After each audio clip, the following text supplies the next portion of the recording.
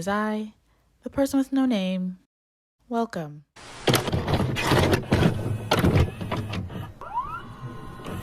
Since reading is fundamental, as you can probably already tell by the title, I will be discussing the movie Shiva Baby, a movie I first watched, I think, after I graduated college. How fortunate. Anyway, just to give a brief synopsis about the movie, the film Shiva Baby is about while at a Jewish funeral service. What the heck am I saying? While at a Jewish funeral service with her parents, a college student has an awkward encounter with her sugar daddy and her ex-girlfriend. Now, I'm going to be talking about the horror taking place in this comedic film. Now, when I say horror, I don't mean it in a bad way. I mean it simply as a genre. And comedic movies like this one can fit such a genre without the gore, visual effects, screeching, or piercing sound effects, and any other spice you'd put into a horror/thriller film. For example, Shiva Baby. Before I begin, just a reminder that what I say is just my opinion. If you have a problem with it, don't. Just take everything with a grain of salt or whatever the saying is. I don't even know if I'm saying it in the right context, but you get it. Okay. Basically, I'm going to go through some of the scenes and how it balances so well in the world of horror or thriller, I guess, as well as comedy. Act 1, Scene 1. We start off with a girl and a guy and what sounds like the two of them, having a good time. So it starts off normal, I guess. We don't know much about the two. I mean, it's only been like 5 minutes after the production companies are shown on the screen repeatedly. All we know is that the girl has a funeral to go to, and it seems like she couldn't care less about this man, and she just wants her money.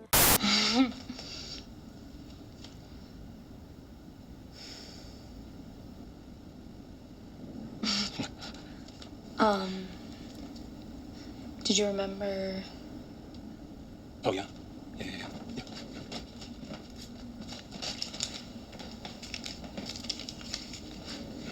The man gives the girl a bracelet, and then we finally enter the comedic era. We meet the parents. Danielle! Danielle! Please don't yell. I just want to make sure that she sees us. You're embarrassing yourself. Leave me alone. Yeah, there's nothing better than hearing your parents fighting before a funeral, where you have no idea who the funeral is for. Which brings us to the girl Danielle, who has no clue who died. Me. Watch the Wait, kids. Mom, who died? I'm so sorry for your loss. Thank you. Yeah, it's so sad. She was so full of life, She was so, yeah.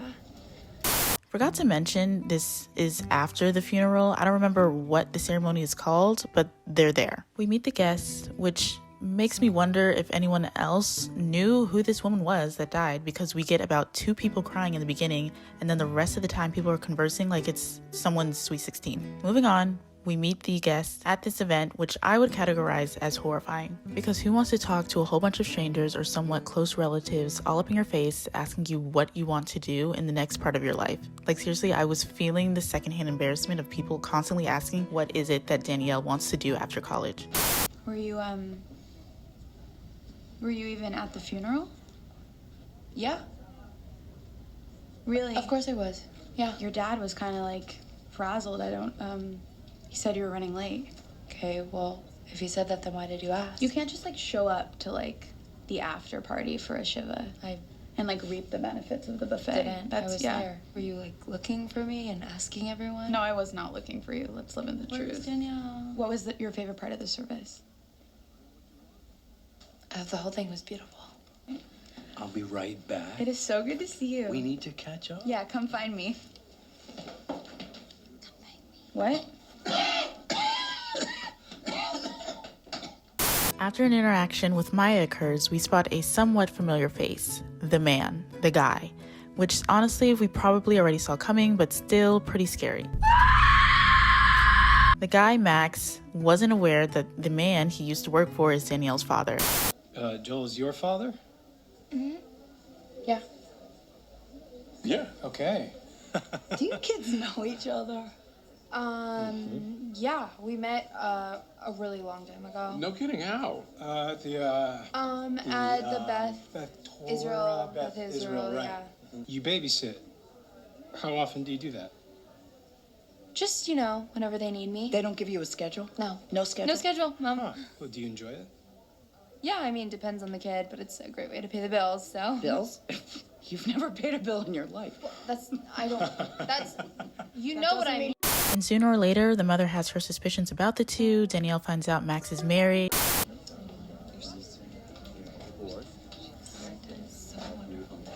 Hey.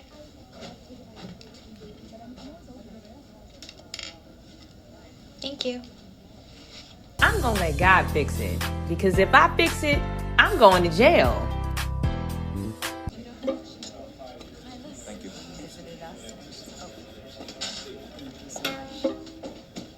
So, you folks. And also that he has a kid who's about a year old. It's a cute baby. You thought that baby was cute? Yes. It was hideous, freakishly pale, and no nose. What the heck? The wife, who I can't remember if they ever say her name or not, so I'm just going to continue saying the wife throughout the video, appears with the kid.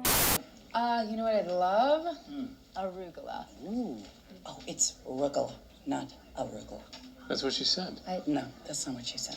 She said arugula. And you need your hearing checked, so... My hearing is fine. Who the fuck brings a baby to a Shiva? She doesn't know. She's not Jewish. What do you mean? You told me she converted. Converted, schmurted. She doesn't even know how to say arugula. And Danielle tries to escape from everything I just said. And you know, in a scary movie where there's a sharp object that comes out of nowhere, well, there's one in here too. So after she cleans up and takes a couple of nude photos for some reason, she forgets her phone. Sorry, didn't mean to startle you. Danielle continues to avoid Max and his family at all costs, including that baby. And that baby in this movie had the best performance out of anyone in this movie. And all they did was shred the crap out of their vocal cords, but somehow that always created tension. Another horrifying moment is Danielle finally meeting the wife, and the wife notices her bracelet. Oh, it's so funny. I have the same bracelet. Really? Oh. Is it for your high school graduation or something? Yeah, I think so. Must have been. Yeah, something like that. Sure. Yeah. Oh, I thought you were in college. I am. It's just that it's a new collection. Ah. And the term babysitting that Danielle does in her spare time in order to make money, if you're catching on, eventually the wife catches on as well. Are we allowed to use that? Just, God will forgive us. It's too crazy in there.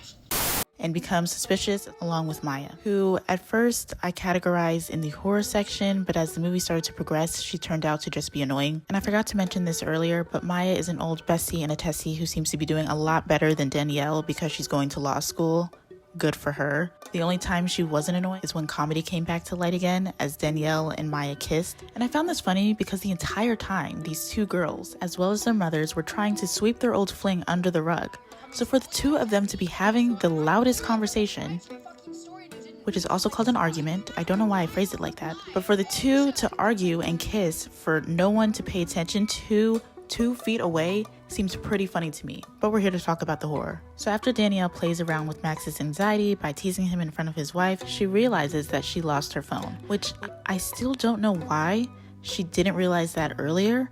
But anyway, the tension rises once more since she took nudes on that phone and had some other personal stuff on there. And guess who finds it? Maya. How long have you guys been together? Almost 5 years. And how did you meet?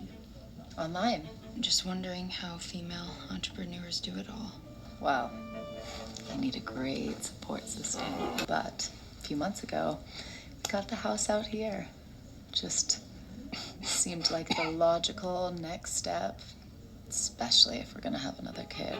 Oh, baby. Another wonderful baby. Wonderful. I wish I could have my own bachelor pad where I could do whatever the fuck I wanted. Hey, what? Danielle, what the hell are you doing? She's just teasing. She's got such a crazy sense of humor sometimes, right? Are you drunk? Now, after whatever the heck this is, Max is thinking of ending things, which I would say we should have saw it coming, but I have watched this twice, so of course I'd think that. I think it would be best if we ended this. Sure. Yeah. We probably should before your wife runs out of money. Is there a second bathroom?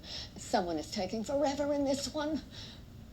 I think there's one upstairs. Oh, you gotta speak up. There's another bathroom upstairs. Forget it. I'll wait till I'm home. Oh, excuse me. Let me. After that awkward comedic tension, the wife hands over Danielle's phone. The baby cries, and my and the others' ears have completely fallen off because that child's lungs is too much for any living thing to listen to for another minute. Do you want me to pull out for you? You drive a car? Yeah, I think I'm a pretty good driver. Oh, thank you. No. All right. Be safe. I was looking all over. We were helping Mrs. Bronstein to her car, Mom. Why? Why? Because you're supposed to help fucking old people. I don't know. After Maya and Danielle have made up, we start to see the light at the end of the tunnel, when the family is no longer being haunted by the demons in their house, or the last man standing runs home free, with an infinite amount of therapy sessions to attend to in the future. In this case, Danielle's father invites Maya, Maya's mother, Max, his wife, and child all to carpool. Are you fucking kidding me? So now you're being funny. Now you pulling my leg. I couldn't decide if this was comedic or horrifying, because when you watch it, it's pretty funny. But when you think about it, this may be the longest car ride ever. It probably felt like they drove through all 50 states just to get home, which in reality is probably just around the block. I'm gonna kill you when we get home.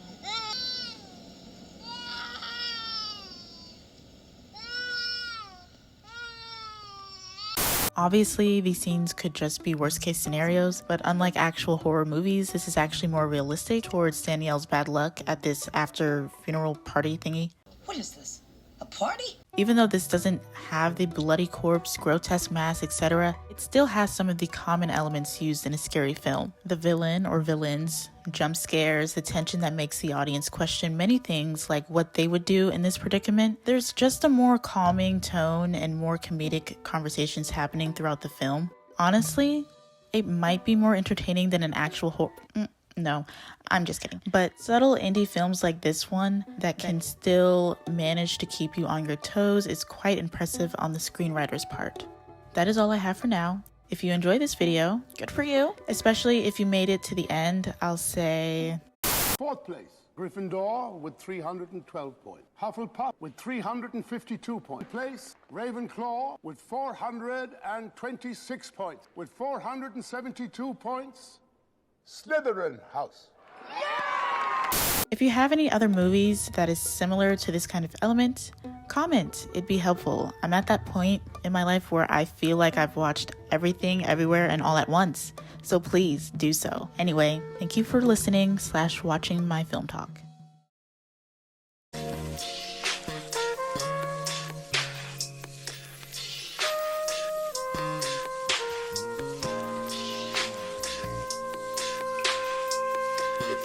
The schedule busy, my head in a hoodie, my shorty a goodie, my cousins are crazy, my cousins like boogie. Life is amazing, it is what it should be. Been here for 10, but I feel like a rookie. I tell her look up, cause it's snowing in Tussies.